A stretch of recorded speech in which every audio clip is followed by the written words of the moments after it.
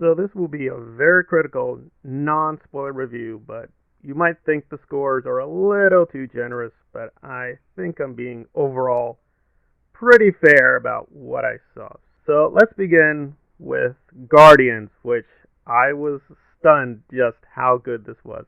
Now, this is a special, it's not a full blown movie.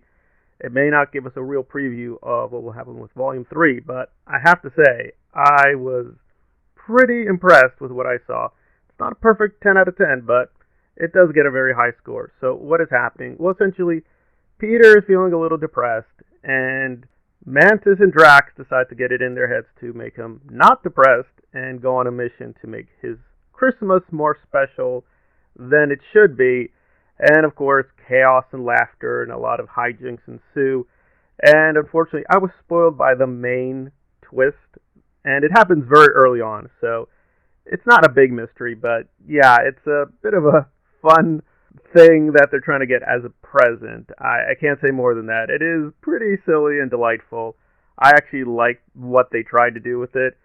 There are, of course, a few questions in terms of plot coherence, namely how Drax just easily understands Christmas, but still has a hard time with a lot of Earth habits. And I mean, they technically visited Earth a few times now, right? Technically, they were in Endgame, and also there's this fun interaction with Mantis and I'll say Captain America. I'll just leave it there. This is a non-spoiler, but you kind of wonder, like, wait, wouldn't they know this? Wouldn't they know that? Okay, so there are a few questions, and not all the jokes land, of course. James Gunn, he's going to push things to an extreme. Sometimes he pushes the extreme pretty well, but sometimes, yeah, it has diminishing returns. But overall, the ratio is pretty strong.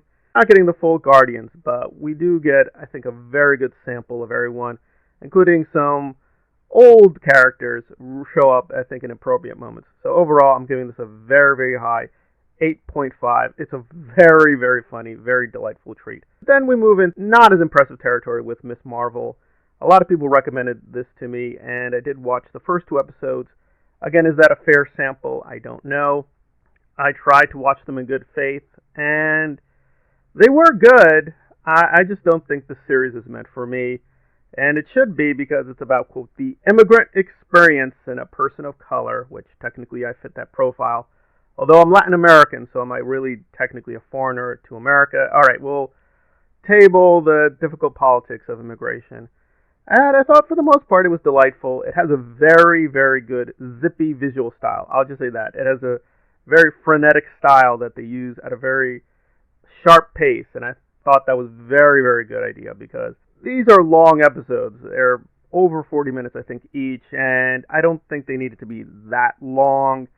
They also take a long, long time to just get to Kamala getting her powers, and when she gets the powers, some of them make sense and some of them look good, but some of them don't look good. Like one, for instance, she's stretching herself, it looks really, really bad. But when she's using these, I guess, energy platforms, that looked more credible. So it was a little bit of a mixed bag with the visual effects.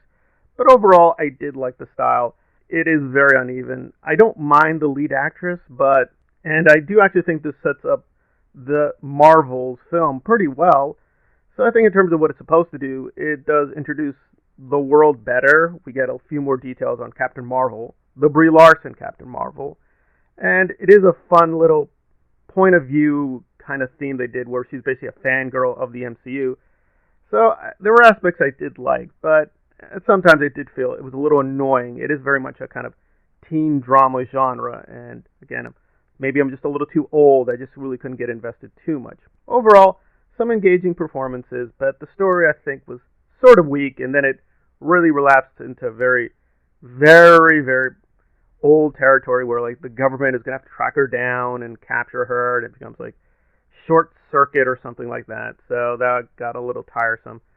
So overall, I did like it, and I do think it actually is pretty good, but it doesn't feel like the best of the MCU, which I think the Guardian special is. I think that's actually one of the best things the MCU has put out, and it actually kind of recalls Phase 1. Again, I only saw the first two episodes, but I'm going to be forced to give Miss Marvel 7 out of 10, and I will give Guardians 8.5 out of 10. So if you want to get prepared for Guardians Volume 3, yes, you do need to see the holiday special, but I don't think it will be a waste of time. You may want to speed through a few of the slow jokes, but otherwise it's pretty strong entry. Miss Marvel is just above average.